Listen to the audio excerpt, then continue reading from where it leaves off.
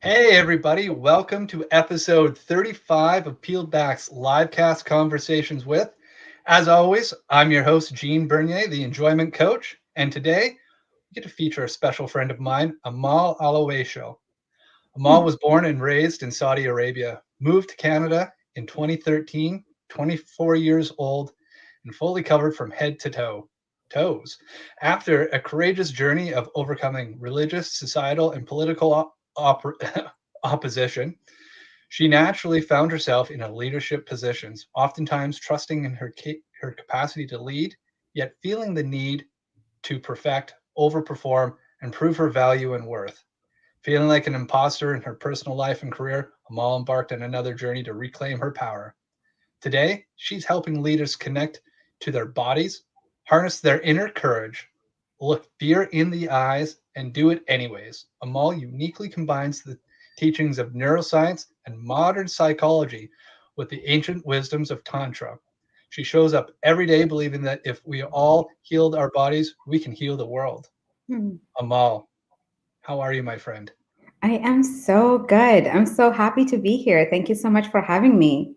You're very welcome. That's I wish we could have had it sooner, but now was when it was meant to be. Divine timing. Amazing. Well, this is very true. So obviously those words can only start to paint a bit of a picture about who you are. Tell us a little bit about who you are in your journey and where's that taking you right now? I feel like you summed it up super well. Like, what did you leave for me to say? Oh, there's a lot of blanks in between. That is a good point, and as in everywhere. Okay, so as you mentioned, like I was born and raised in Saudi Arabia, and to a lot of people, when they hear that, they think of like, oh yeah, she must be oppressed, or she was oppressed.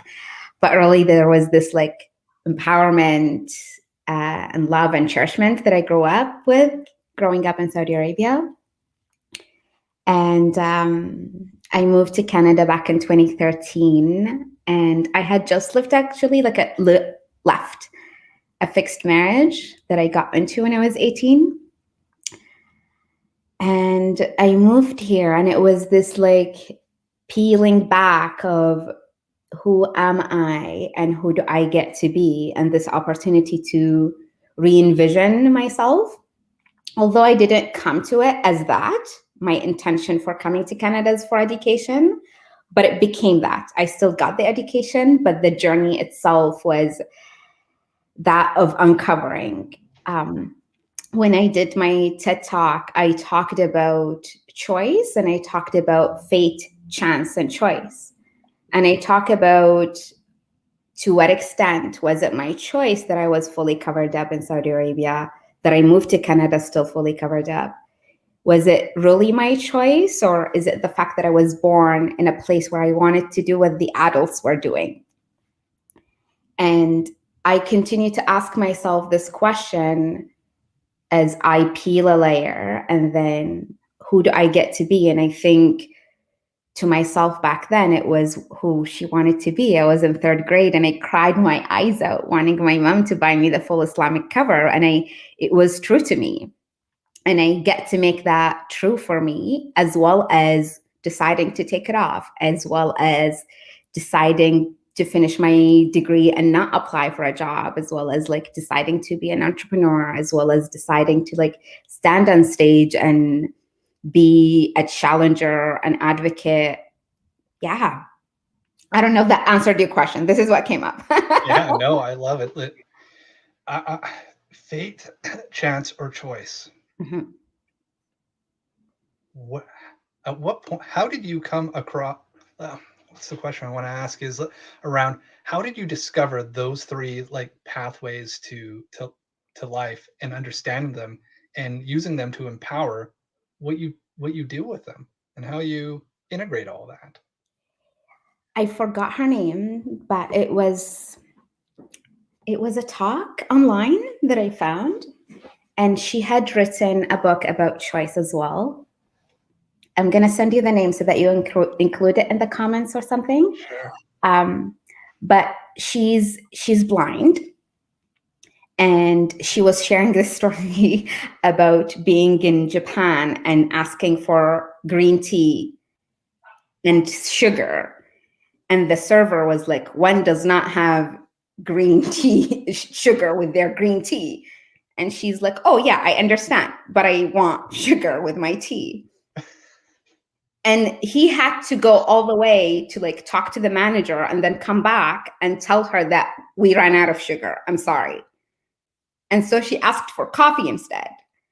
And when they brought her the coffee had a pack of sugar beside it. And so she's the one that I uncovered the concept of fate, chance, and choice. Yeah. And I don't know why I felt called to share this funny story about the green tea with sugar. And like, I guess this is how deep it goes of like, this is the ways we think things should go.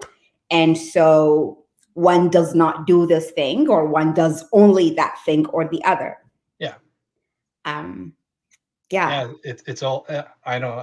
Hear that story and it's just like they had this box and this reality around what it meant to drink green tea on its own, and that was just one box within their whole reality. And her asking for sugar, just like that's not in this reality. How we can't just put things into this reality. Cool. Can I have a coffee then? Oh yeah. Well, this reality comes with a pack of sugar. Not a problem at all. That's not a disruption. That's not pushing against anything. And it's Maybe funny because if you come to the Middle East and ask for sugar with your coffee, you'd be like, what the heck? Like, you weirdo. Like, we drink our coffee bitter and it's delicious, filled with cardamom and saffron and all the goodness. yes. Oh, Yeah. you know, it's interesting the the bounds that we put on Mhm. the world. And I know that that's something that you know even talked in your intro, and knowing you for as long as I have is you push against those bounds all the time. So it's really interesting that that fate, chance, and choice stick out to you, because I always see you as somebody that chooses to push against anything that would be like, well, this isn't fate or this isn't reality. Mhm. This is just what we know now. So Mhm. have you always had that spirit in you to push against those boundaries? Um, when I was a newborn, um, when a newborn is born, English is so complicated sometimes. We wrap them up with a blanket, and then there is this like fabric rope that you will like wrap around them so that they don't like get loose or like scratch their face, or and it's said to like strengthen their bones. I remember my grandma saying that about one of my siblings. And the thing that my mom always said to me is, I will be like wrapped up in this like thing, and I would scream bloody hell until they opened the rope. I'm the oldest sister to 8 incredible siblings. None of them cried the same way I cried or asked for that rope to be removed. Hmm. So I do believe that I did. The gist of my story. I think I was born like this. So you were born to push boundaries. I was born to push boundaries, but then let me take it from that extreme story that I don't know why I'm sharing to right now, when I recognize that I am in a place and I'm comfortable with that. I'm the one that usually speaks up. I'm the one that usually like challenges the boundaries. I'm the one that's usually like not afraid to like go all in and confront. And I guess like a lot of like my work with the student movement in BC and being the president of the student union, like that was like all what it was all about, being like the shifting the organization from the corruption that it was in to like more like in aligned with its mandate is to self-resource, is to recognize like right now, I don't say yes to an event or an speaking engagement without having resources to be able to do that. Because I recognize my power in being able to stand up and like hold the torch. But in the same time, there is that self-care and sustainability aspect that I can't just like burn into flames, but rather how can I continue to show up while also continuing to nourish myself and notice the times where I know that this is the next step, but I can't get myself to do it. And to recognize where is that coming from and to like charge that to be able to go even bigger. I'm talking theory, so we can talk actual stories if this is not landing. No, this is, well, for me, it's landing, and we've already got a number. There's 4 people watching right now, and we've already got some thumbs up. So this is obviously the talk and just you are landing on that. So can you dive more into that theory a little bit about that charge? Like, what does that mean? Like when you, so it's, you look at this from, oh, this is a point of something that there's a reason I'm holding myself back from taking this step that I know I should do. Something probably around, there's a fear of some kind, and you're talking about charging that up and playing it even bigger and being able to take that step. Can we dig a little bit deeper into that? Yeah, this is like my favorite conversation. This is what I do actually with my work. Like I'm an embodiment coach, so I work with the nervous system. So I'm going to dive us into the nervous system, and I'm going to make it so approachable and like so understandable. So like for those of you freaking out, like please stay.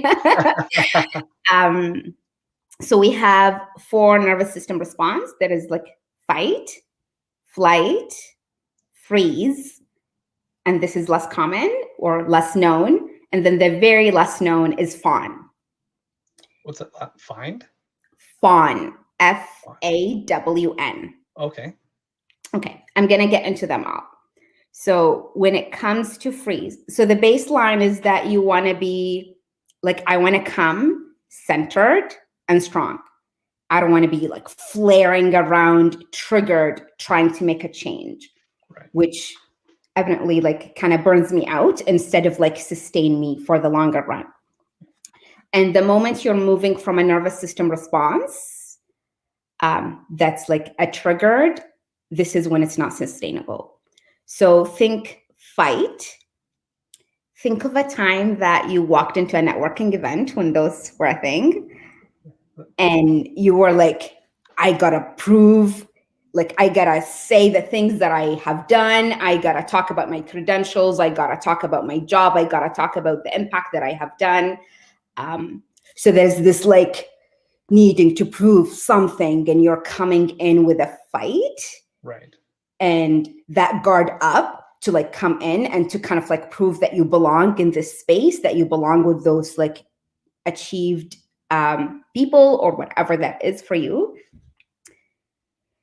That is a nervous, like that's the fight. And if you're always coming in needing to like prove the thing, that's not sustainable. No. If you're coming in trying to like show why you are the one, and it can be like the healthy side of it is assertive communication. The healthy side of it is setting up healthy boundaries. And this connects to, I have a story that also connects to fawn, which I'm going to refer to it later as well. But I'm a speaker as well. And I like one of the events that I got booked for International Women's Day this past March. I had a phone call. I'm not going to name the organization, but the person responsible gave me a call, booked me on my website. We had a call to discuss it. And they asked me they name dropped the people that are going to be there. And I was like, whoa, like this is incredible. Like I'm going to be a part of this like amazing group to present for International Women's Day. And if you know me, that's like one of my ultimate like desires to always be speaking for International Women's Day events for obvious reasons. And he asked me to do, and I'm going to get into a little bit like to the deeper conversations as well.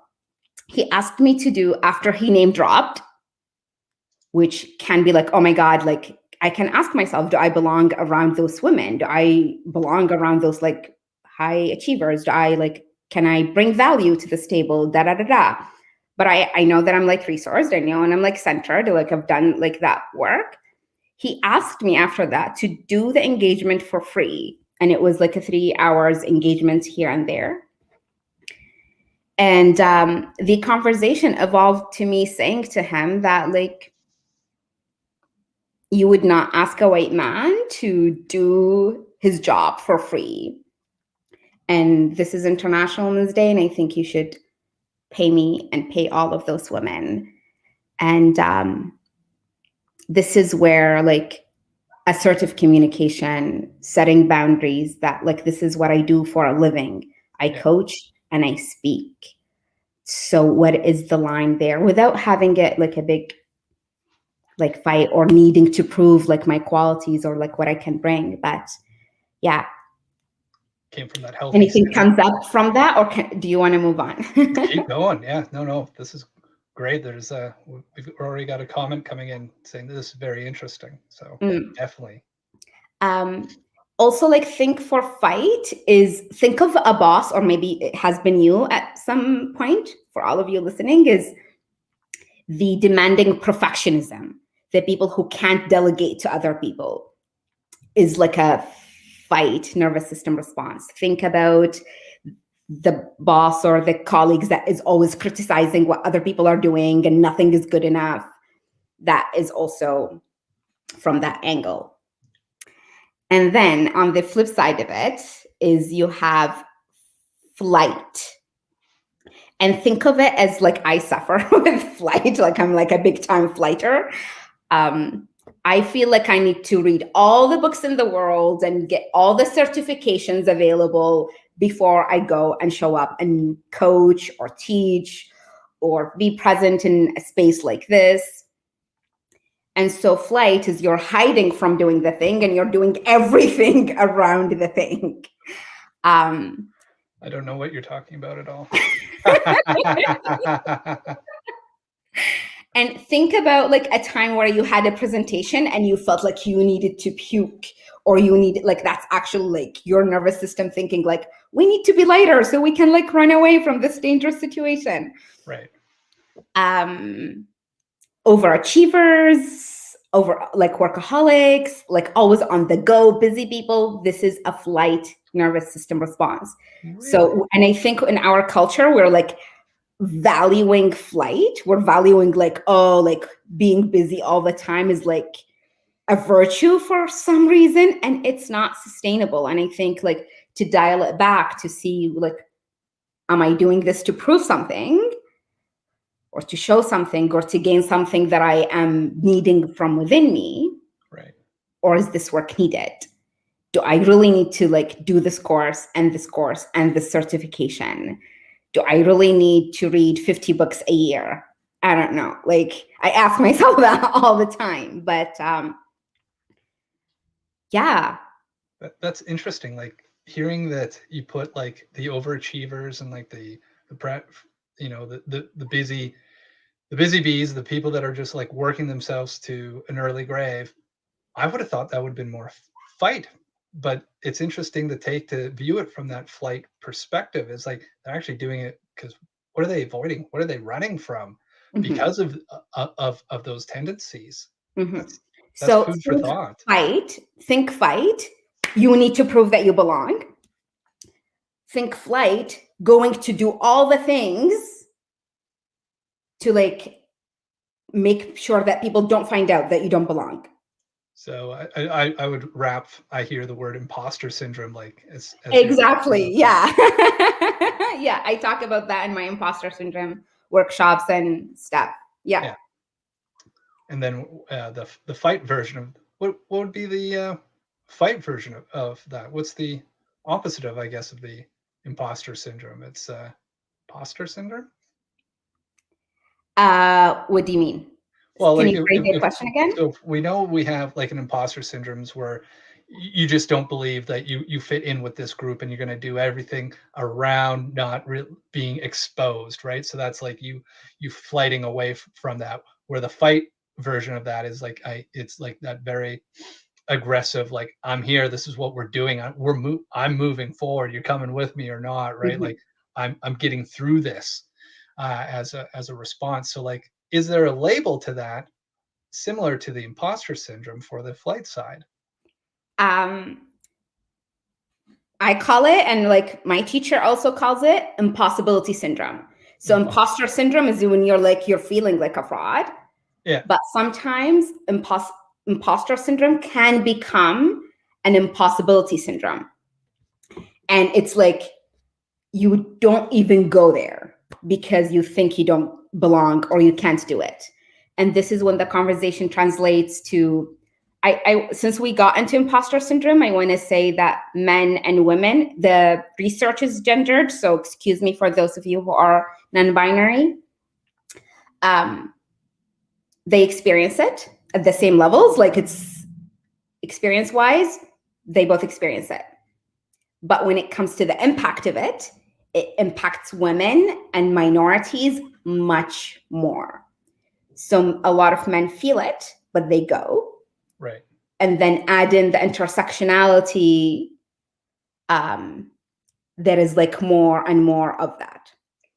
Let me take a little bit of like more concrete example that I usually attach to this. One of the things I love to nerd on as the expert that I like to be is read the World Economical Forum reports. They have a gender global gap report annually. And their 2020 report, they talk about political empowerment, they talk about education, they talk about health and economical empowerment. I'm going to give the example about political empowerment for the sake of our conversation. Yeah. There is the parliament version of, the parliament in Canada. That is 27% of the parliament in Canada is held by women. Okay. In the States, and this is 2020, like not including the elections in November, in the States, it's 23%. Take a wild guess how much is the percentage in Canada, in Saudi Arabia? Oh, I want to say it's pretty low, but now I feel like that's lower than that. Take a wild guess. I don't know, 10, maybe 20. 5, 20. Yes, and that's the cap. So women in Saudi Arabia cannot occupy more than 20%. Oh. And this is a law that was in 2015. So this is recent news that women can sit on the parliament in 2013, and then you have 2015 was the cap at 20%. Right. Is there a cap in the States? No. Not that I'm Is aware there of. a cap in Canada? No. Can women sit on parliament? Yeah, for many years now.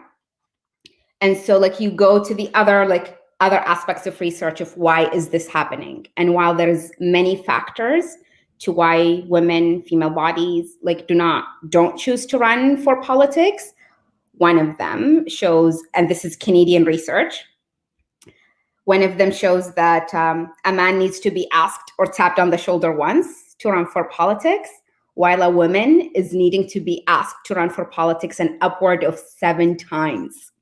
Wow. And so peel it back a little bit more, and there's many reasons. And one of them is this is a man job. Do they belong? Can they have value to offer? Can a woman run a country? And that question was like posed over and over again in questioning like Hillary Clinton's like eligibility to be the next president for the United States. Right. and I can talk about this forever. This is like, I'm so passionate about this, but I'm happy to circle back to continue about the freeze and the fawn, unless something Yeah. has come up from that, then let's talk about it. No, I think we could probably dive down that political spectrum for quite some time. And the reality is there's many countries that have very successfully been led by women. And that's, we need, there needs to come down to that realization that there can be less taps to get that movement. So I'm curious now to learn about what fawn is and like how the freeze plays into these other two very well known reactions. Um, let's start with freeze, because it's perfect transition to what we're talking about. Think freeze on a daily today is when somebody says something in a meeting or from a family or a friend, and you're like so shocked in the moment that later on you think of the 10,000 things that you could have said to respond to that. I love how you're laughing. You're like, oh yeah, I've done that. Think deer in the headlight. You're like, like Yeah. this, like it hits and you don't know what's going on. Brain fog, all of it. The biggest thing about freeze nervous system response is keeping yourself small, like hiding. Because there is like a fear of overachieving, a fear of being seen, a fear of being big and taking up space. That is, it's like the body have like programmed that to mean like lack of safety. If they are seen, they're not going to be safe. Think about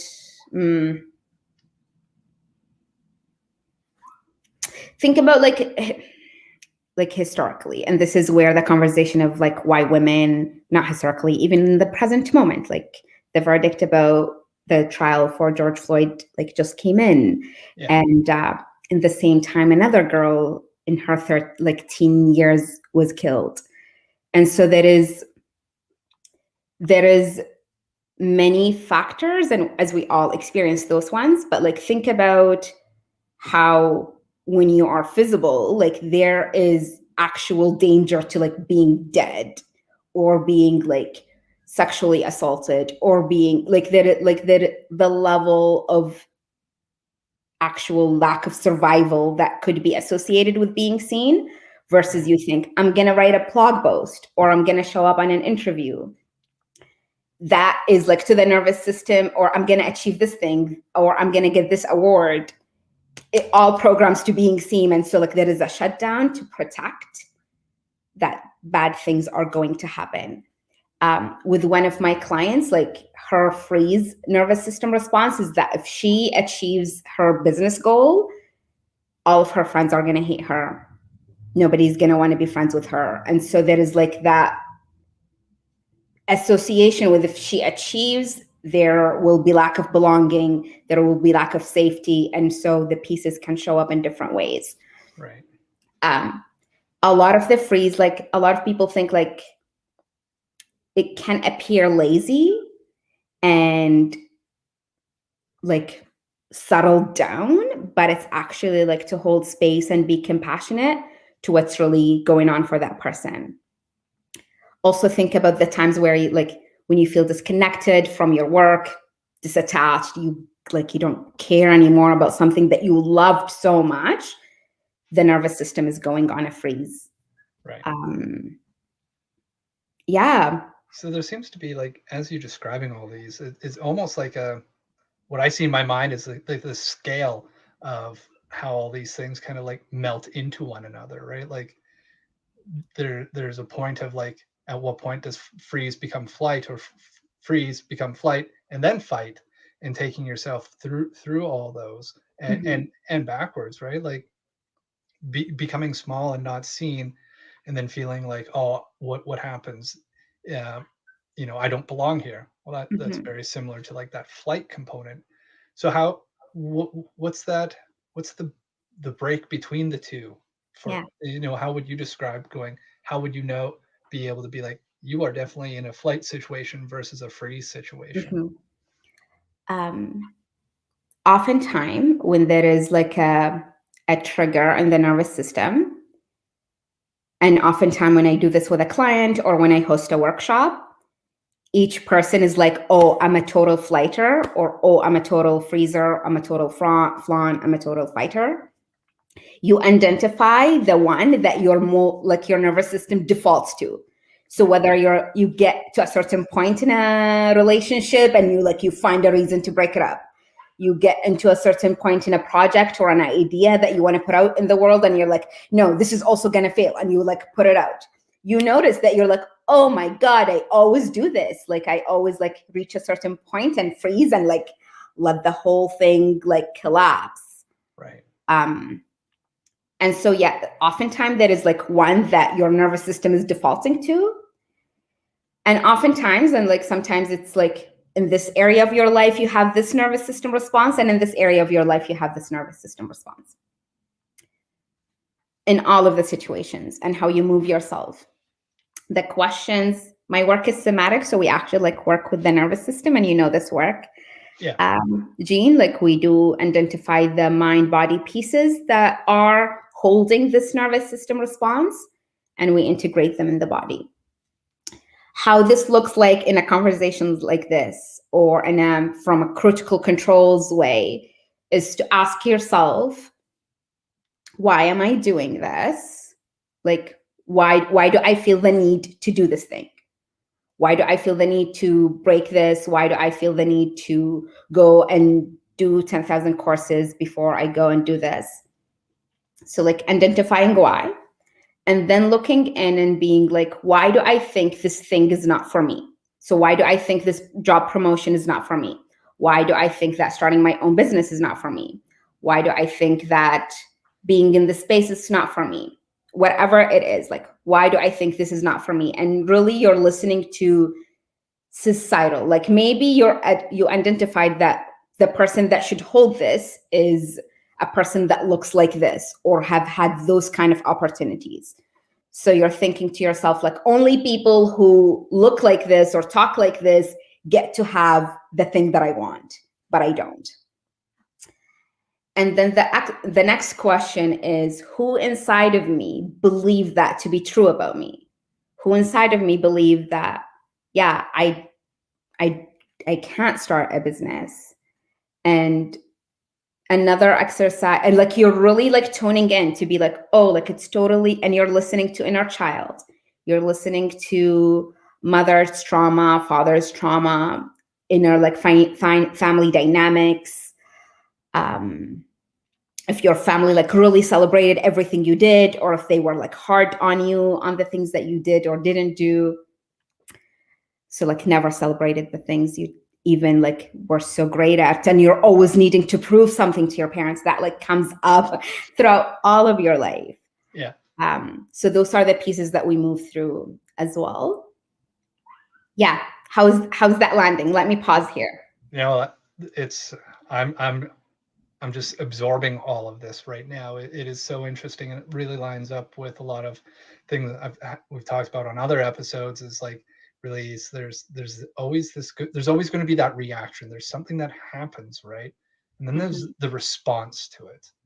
And what you're talking about is how do you build, again, like building that capacity between the two to be able to think, feel, and choose your way out of this without just going reacting and response. For a lot of people are one and the same thing, but there's this big huge that you can build this capacity, this buffer in between it, where you can actually like, all right, what's going on? Why am I reacting this way to this trigger, right? Like something's happened, and now I'm feeling scared. I'm feeling like I'm going to fight. I'm feeling like, what are those emotions? Like your questions there, like, why are you feeling this way? And trying to say that to yourself, not to be defensive, but to be like, why do you want to react this way? Like, what are you hoping to get? What are you, what's that love that's you're trying to fulfill here? Like, what's all happening with all of this before you go into that response? And like, being able to have that is, I think that's where your line about being able to heal your bodies starts to heal the world, right? Like if more of us had that buffer, What an Mm-hmm. incredible opportunity to hold some space and an opportunity for somebody to you see them in a reaction, go, we got the space for you. Let's pause. I'm not taking anything from this, but I'm willing to give you the opportunity to wade into this. What are you feeling? Where are you feeling it? I think that was like that's another really important part that you bring up is like, where are you feeling it? Mm-hmm. Talking about that mind body connection. It's a real thing. Like Mm-hmm. there, that's why like EMDR, tapping, and all these other things are really coming into their own part right now because we hold our tension in our body. Our body is just an extension of our mind, right? And it holds onto those different aspects and those reactions Mm-hmm. for us. Yeah. Mm-hmm. What comes up for me around that, Jean, is like we have like ideal, like our society, or like the society that we live in, how we have shared this community, like we idolize like the cortical controls part of our brain versus like the intelligence of the body. Yeah. And then there is the other layer of people like trying to like listen to their intuition and then mistaking intuition with instinct. And instinct is usually your nervous system response wants safety, respect, belonging, like core needs. Yeah. And once that part of you is like nurtured, and how do you, and I've like heard this 10,000 times, cultivate belonging within your body. And I'm like, what the heck? You belong to a community, you don't belong to yourself.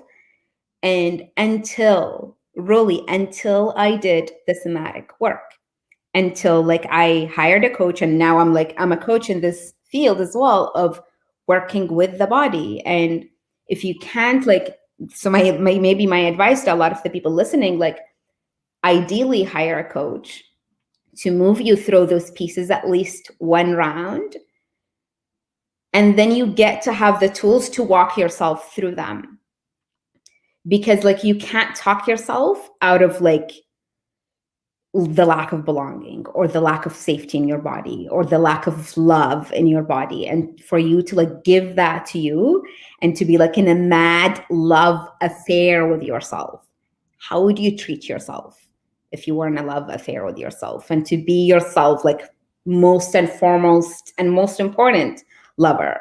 Yeah.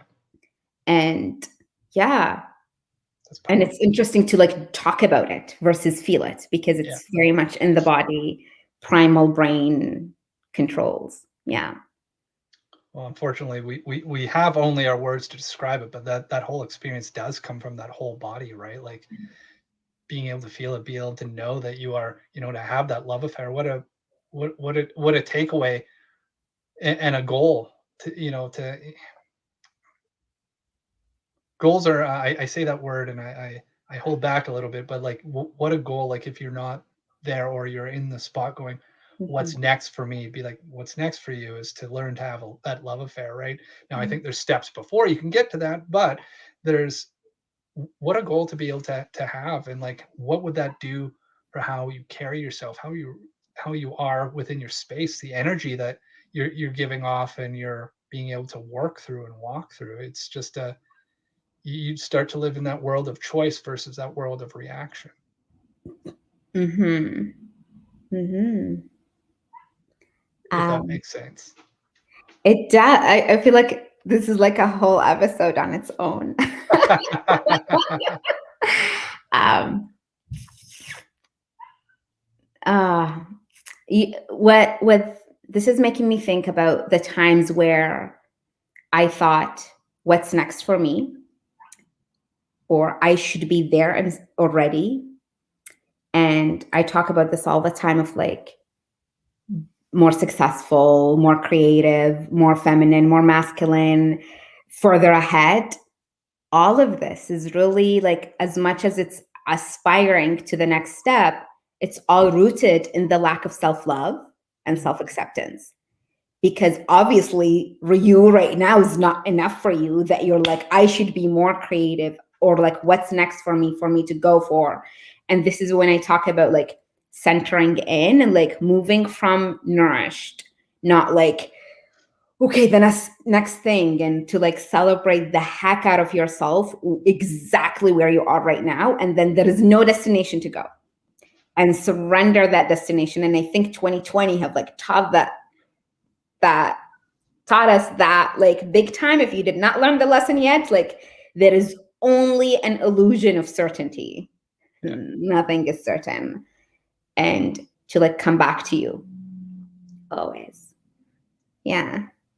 I love that. Well, and it doesn't matter what it is that you were saying, that the illusion of certainty is illusion.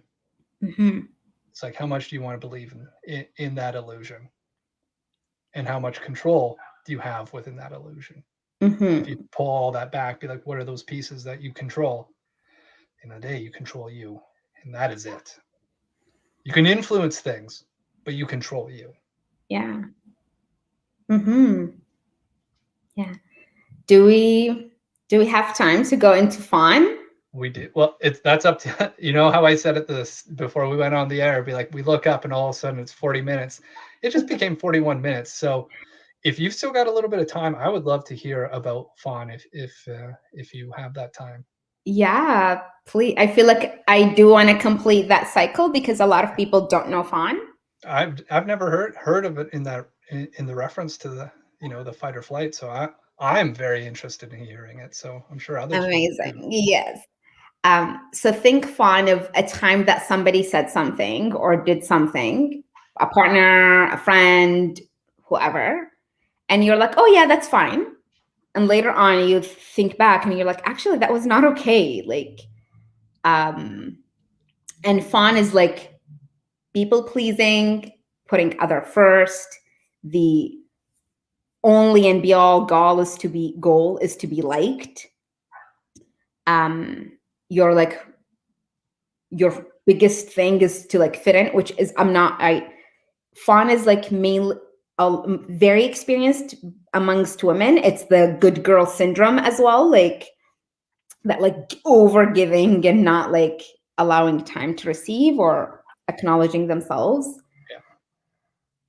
But at the same time, this is how everybody experiences this, is downsizing your achievements. So the times that you're like, oh, like I only did those things, like look at all those other people that have done all those things. So like there is like a little bit of like self-comparison with a fawn, and you're like playing.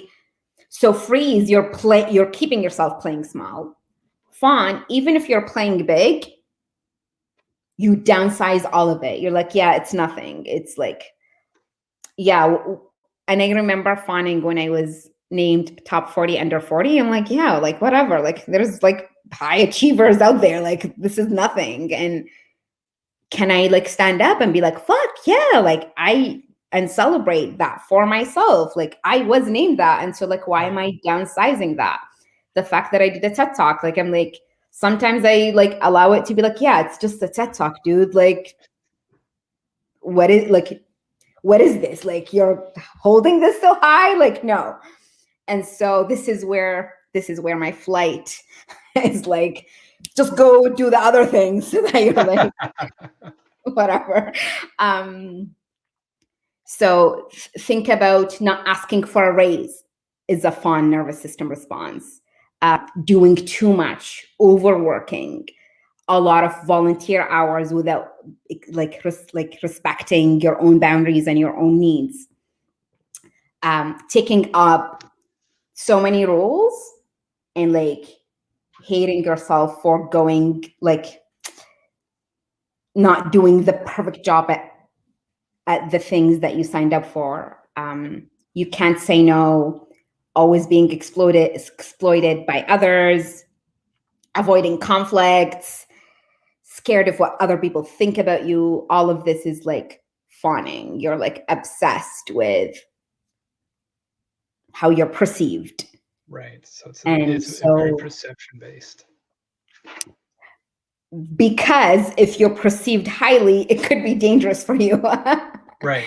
This is the flip side of it. Is like this is why it's a primal brain, even though the examples I gave is like day-to-day examples, but your nervous system thinks that if people see you, like if you don't downplay this, if you're standing out, you're gonna get isolated. like all of this, or like if you asked for a raise, it's like this is conflict. If you make any conflict or you like confront somebody, you're gonna die, Right. or beaten or thrown out to die in the cold or eaten by the wolves. And I don't know. Our brain is brilliant, but also it's still, our primal brain still thinks that we're being chased by tigers. And this is where embodiment practices comes in, because you do want to go and move that energy versus like the shutting down in it.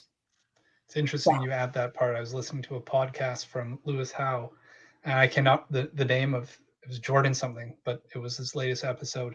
The guy was talking about going through all that, but like the biggest thing that we're missing in our nervous system in our current society is that expulsion of that energy.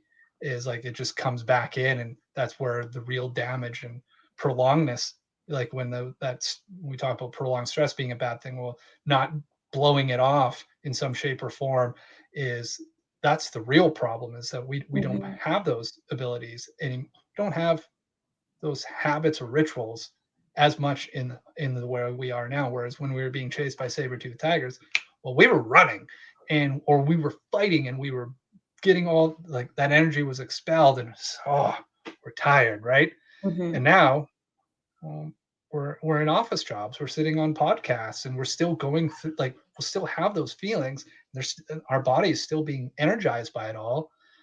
Well, what are we doing with it? Holding on to it? Why? Get rid of it.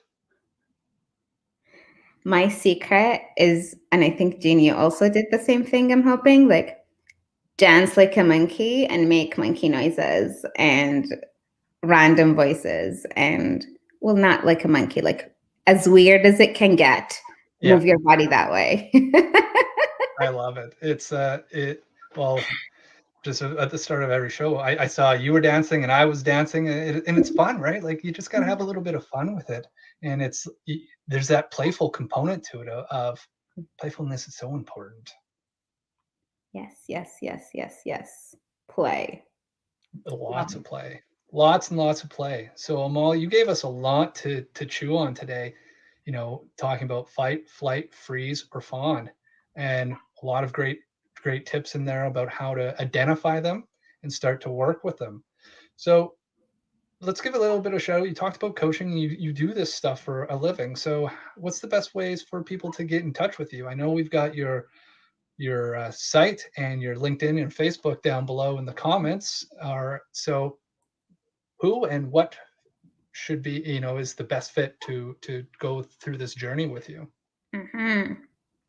Well, if you have, I want to invite people to like notice the things that I listed as examples and how much they do that, and to like take the next day and like really notice in everything they respond to. Do they want to like prove something? Do they want to like go and do something else? Do they want to pretend that it was okay? Yeah, Or are they just like sitting on the couch watching Netflix, which I'm not shaming. Do that, but not when you're like preventing yourself from going to the next thing. right. And if there was like a good connection from what I shared, and if you feel alignment, I'm happy to have a short call. Like my email is on my website, and you can reach out to me that way. Perfect. Well, Amal, thank you so much. And before I let you go, I ask every guest so far, so you'll be the question 35 of asking the same one. I'm going to grab you. We're going to jump into my time machine. We're going to go back 10 years. We're going to fly open the door, and you get to say one thing to that Amal 10 years ago. Mm. What is that one piece of wisdom you would share with her?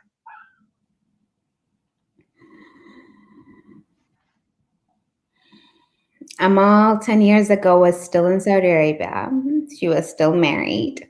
She had the attachment to the number of kids, the house, how life ought to look like. So my advice to her is to like open her heart and surrender into the journey a little bit more, and to trust. She was trusting. She's about to file for divorce 10 years ago. Um, So yeah, I'll tell her that everything is going to be okay, and to trust the journey. Just trust the journey. breathe and trust. Trust the next step. I love it. Yeah. I love it. Mm-hmm. Amal, again, thank you so much for being on episode 35. I'm so glad we were able to make this work. This has been a wonderful conversation, and I can't wait to the next one. Thank you so much for having me, Jean. This went incredible. And as well, for everybody else, this is Gene, the enjoyment coach, making sure that you find one thing to really to step into yourself. Are you fawning, fighting, flighting, or freezing? Find that one thing and work through it today. All right. We'll see you all later.